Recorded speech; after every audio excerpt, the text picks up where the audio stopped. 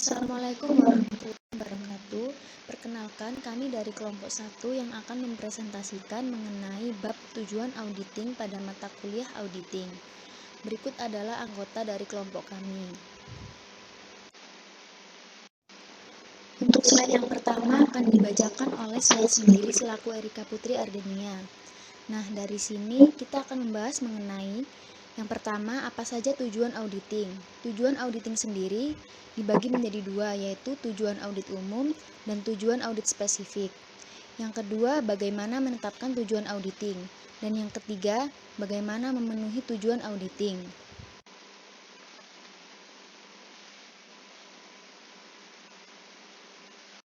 Sebelumnya perlu diketahui apa sih definisi tujuan auditing? Nah, yang pertama, tujuan pengauditan laporan keuangan. Tujuan pengauditan umum atas laporan keuangan oleh auditor independen merupakan pemberian opini atas kewajaran di mana laporan tersebut telah disajikan secara wajar dalam segala hal yang material, posisi keuangan, hasil usaha, dan arus kas sesuai dengan prinsip-prinsip akuntansi yang berlaku umum di Indonesia. Yang kedua, tujuan audit umum. Tujuan umum audit adalah untuk menyatakan pendapat atas kewajaran dalam semua hal yang material, posisi keuangan, dan hasil usaha serta arus kas sesuai dengan prinsip akuntansi yang berlaku umum. Untuk mencapai tujuan ini, auditor perlu menghimpun bukti kompeten yang cukup. Auditor perlu mengidentifikasi bukti apa yang dapat dihimpun dan bagaimana cara menghimpun bukti tersebut. Yang ketiga, tujuan audit spesifik. Tujuan pengauditan umum atas laporan keuangan oleh auditor independen merupakan pemberian opini atas kewajaran di mana laporan tersebut telah disajikan secara wajar dalam segala hal yang material, posisi keuangan, hasil usaha, dan arus kas sesuai dengan prinsip-prinsip akuntansi yang berlaku umum di Indonesia. Untuk slide selanjutnya akan dibacakan oleh Tania Ayu Dwi Pangestuti. Baik, yang selanjutnya adalah tujuan audit spesifik ditentukan berdasarkan asersi yang dibuat oleh manajemen yang tercantum dalam laporan keuangan. Berikut asersi-asersi manajemen yang diklasifikasikan, yaitu yang pertama ada keberadaan atau keterjadian atau existence or occurrence, yaitu asersi ini tentang keberadaan atau kejadian hubungan dengan apakah aktiva atau hutang benar terjadi selama periode tertentu. Yang kedua ada kelengkapan atau completeness. Asersi kelengkapan berhubungan dengan apakah semua transaksi dan akun rekening yang semestinya disajikan dalam laporan keuangan telah dicantumkan. Manajemen membuat asersi bahwa seluruh pembelian barang dan jasa dicatat dan dicantumkan dalam laporan keuangan. Yang ketiga ada hak dan kewajiban atau rights and obligation. Asersi tentang hak dan kewajiban ini berhubungan dengan dua hal, yaitu apakah aktiva yang tercantum dalam laporan keuangan benar-benar merupakan hak perusahaan pada tanggal tertentu, dan apakah hutang yang tercantum dalam laporan keuangan benar-benar merupakan kewajiban perusahaan pada tanggal tertentu. Lalu yang keempat ada penilaian atau pengalokasian yang biasa disebut valuation or allocation. Asersi tentang penilaian atau pengalokasian ini berhubungan dengan apakah komponen-komponen aktiva, hutang, pendapatan, dan biaya sudah dimasukkan dalam laporan keuangan pada jumlah yang semestinya. Contoh, manajemen membuat asersi bahwa aktiva tetap dicatat berdasarkan harga perolehannya, dan perolehannya semacam itu secara sistematik dialokasikan ke dalam periode-periode akuntansi yang semestinya. Lalu yang kelima, ada penyajian dan pengungkapan yang disebut presentation and disclosure.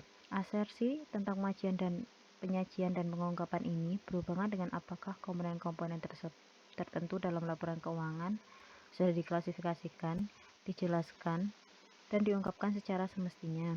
Pelaporan komponen laporan keuangan pada jumlah yang semestinya mengandung arti bahwa jumlahnya sudah ditentukan dengan menggunakan metode perlakuan akuntansi berdasarkan prinsip akuntansi yang berlaku umum. Lalu yang keenam ada kecepatan administrasi atau clerical accuracy. Kecepatan administrasi ini merupakan salah satu tujuan khusus auditing. Ketetapan clerical atau kecepatan administrasi merupakan suatu keadaan berjalannya kegiatan clerical secara tepat sesuai sistem yang telah ditentukan. Semua pihak yang terkait akan didorong untuk lebih cermat dalam sistem yang telah ditentukan. Tujuan audit spesifik. Audit dengan ruang lingkup pemeriksaan hanya terhadap pemenuhan kepada tertentu. Dan kata lain, audit hanya dilakukan terhadap beberapa transaksi tertentu saja. Berikut ini diberikan contoh audit spesifik untuk akun persediaan agar dapat lebih memahami asersi-asersi yang telah dikemukakan. Asersi keberadaan dan keterjadian. Tujuan audit spesifik. Persediaan yang dicantumkan dalam neraca secara fisik ada.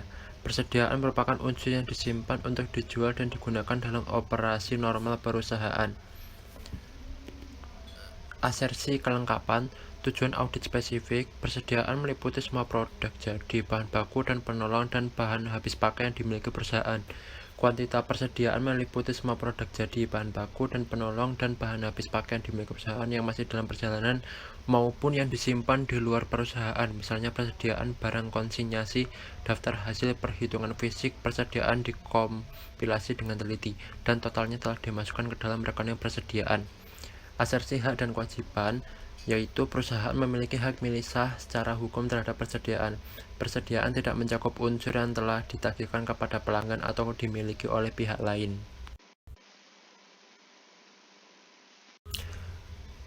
Asersi penilaian dan pengalokasian. Persediaan dinyatakan secara tepat pada harga pokok atau perolehannya, kecuali jika harga pasarnya lebih rendah. Unsur persediaan yang lambat perputarannya atau turnover-nya rendah, berlebihan rusak, dan usang dimasukkan persediaan telah diidentifikasikan. Persediaan dikurangi jika semestinya demikian ke harga perolehan penggantian atau replacement cost atau nilai bersih yang dapat direalisasikan. Asersi penyajian dan pengungkapkan adalah persediaan diklasifikasikan sebagaimana mestinya dalam neraca sebagai aktiva lancar. Golongan besar persediaan dan dasar penilaiannya diungkapkan secara memadai dalam neraca. Persediaan yang digadaikan atau dititipkan ke pihak lain diungkapkan secara memadai.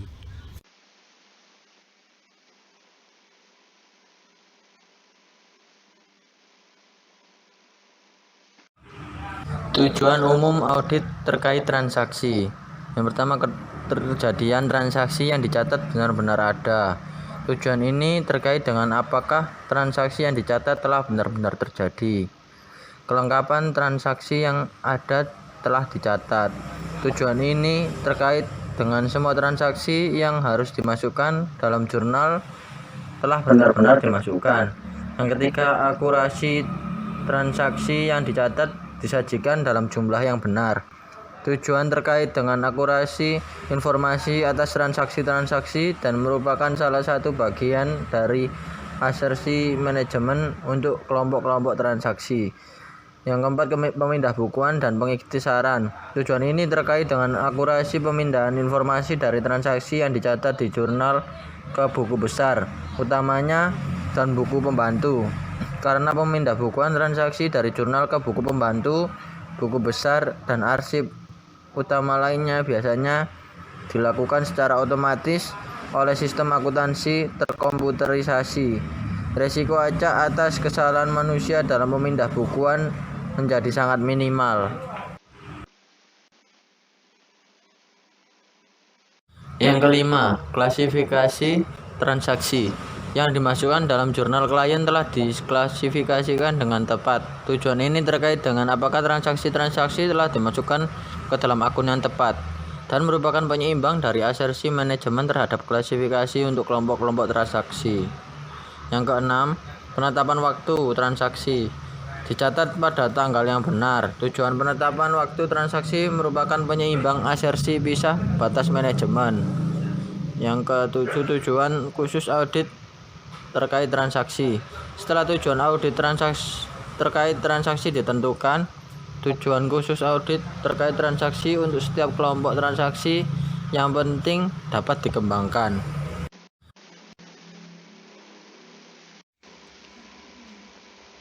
Tujuan terkait saldo. Ada 8 tujuan umum audit terkait saldo yang mengacu pada daftar yang disediakan klien atau data elektronik. Berikut merupakan tujuan umum audit terkait saldo. Yang pertama, keberadaan jumlah yang dicatat memang benar-benar ada. Tujuan ini terkait dengan apakah jumlah yang dimasukkan dalam laporan keuangan memang semestinya dimasukkan ke dalam laporan keuangan tersebut. Tujuan ini merupakan pelengkap dari asersi manajemen terhadap keberadaan untuk saldo akun. Yang kedua, kelengkapan jumlah yang ada telah dicatat. Tujuan ini terkait dengan apakah semua jumlah yang semestinya dimasukkan sudah benar-benar dimasukkan. Tujuan ini merupakan pelengkap dari asersi manajemen terhadap kelengkapan untuk saldo akun. Akurasi. Yang ketiga, akurasi jumlah yang dimasukkan dinyatakan dalam jumlah yang benar. Tujuan akurasi mengacu pada jumlah yang dimasukkan pada perhitungan matematis yang benar. Akurasi adalah salah satu bagian dari asersi penilaian dan alokasi untuk saldo akun. Yang keempat, klasifikasi jumlah yang dimasukkan pada daftar milik klien telah diklasifikasikan dengan benar. Klasifikasi melibatkan penentuan apakah yang dimasukkan pada daftar milik klien dimasukkan dengan benar ke dalam akun buku besar. Klasifikasi juga bagian dari asersi penilaian dan alokasi klasifikasi tujuan audit terkait saldo terkait era dengan tujuan audit terkait penyajian dan pengungkapan. Tapi berhubungan dengan bagaimana saldo-saldo diklasifikasikan di dalam buku besar sehingga mereka bisa disajikan dan diungkapkan dengan benar dalam laporan keuangan. Yang kelima, pisah batas transaksi mendekati tanggal neraca dicatat dalam periode yang benar. Untuk menguji pisah batas saldo akun, tujuan auditor adalah menentukan apakah transaksi dicatat dan dimasukkan ke dalam saldo akun pada periode yang benar. Uji pisah batas dapat dianggap sebagai bagian dari pengujian akun-akun neraca atau transaksi terkait lainnya. Namun untuk tujuan kemudahan, auditor biasanya melakukan hal itu sebagai bagian dari pengauditan atas akun-akun neraca. Tujuan penetapan waktu untuk transaksi terkait dengan waktu yang tepat dalam pencatatan transaksi di sepanjang tahun. Sedangkan tujuan pisah batas untuk tujuan audit terkait saldo hanya berhubungan dengan transaksi yang mendekati akhir tahun.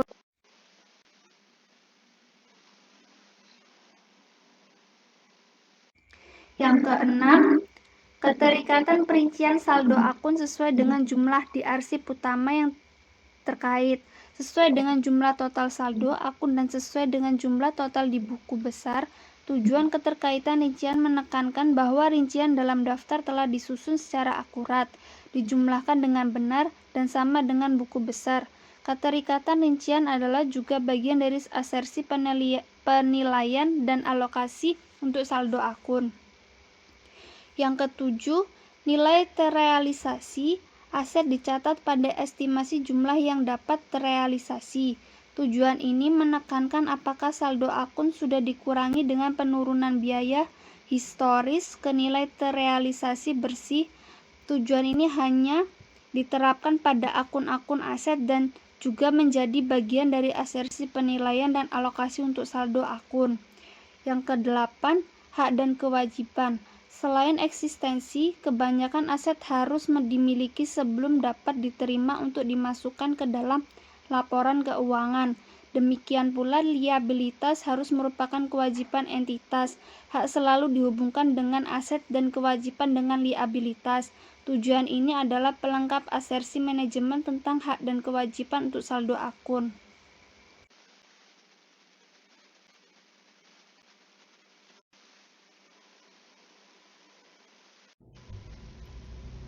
Bagaimana memenuhi tujuan-tujuan audit? Yang pertama, menyelesaikan audit dan menerbitkan laporan audit. Risiko salah saji dalam laporan keuangan dapat dikurangi jika klien memiliki pengendalian internal yang efektif terhadap operasi komputer dan proses transaksi.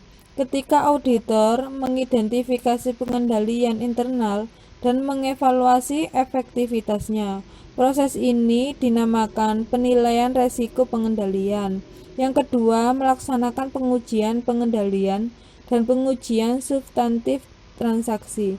Pengendalian ini terkait langsung dengan tujuan audit akurasi terkait transaksi penjualan.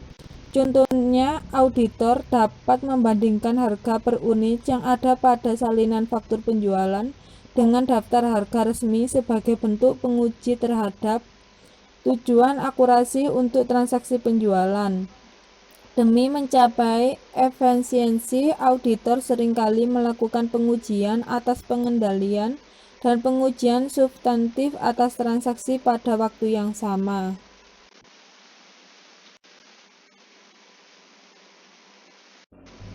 Yang ketiga, melakukan prosedur analisis dan pengujian atas rincian saldo. Prosedur analisis menggunakan perbandingan dan keterkaitan untuk menilai apakah saldo akun atau data lainnya disajikan secara wajar. Menguji rincian saldo merupakan prosedur khusus yang dimaksudkan untuk menguji salah satu nilai nominal saldo akun di laporan keuangan. Yang keempat, menyelesaikan audit dan menerbitkan laporan audit. Setelah auditor menyelesaikan seluruh prosedur untuk masing-masing tujuan audit dan laporan keuangan serta mengungkapkan yang terkait, sangat penting untuk menggabungkan informasi yang didapatkan untuk mencapai kesimpulan menyeluruh mengenai apakah laporan keuangan telah disajikan secara wajar. Proses penarikan kesimpulan ini merupakan hal yang sangat subjektif karena sangat bergantung pada penilaian profesional auditor. Sekian presentasi dari kami. Jika ada salah kata atau penjelasan yang kurang, mohon maaf yang sebesar-besarnya. Wassalamualaikum warahmatullahi wabarakatuh.